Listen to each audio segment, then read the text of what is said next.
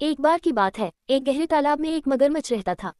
वह बहुत ताकतवर था, लेकिन अकेला। एक दिन तालाब के किनारे एक छोटा सा पक्षी आया और मगरमच्छ के दांतों के बीच से खाना निकालने लगा। मगरमच्छ ने कुछ नहीं कहा। पक्षी बोला, तुमने मुझे खाया क्यों नहीं?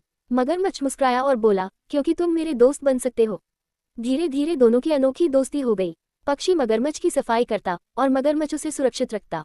सबको हैरानी थी कैसे एक खतरनाक जानवर और एक नन्हा पक्षी इतने अच्छे दोस्त बन गए। सीख: सच्ची दोस्ती आकार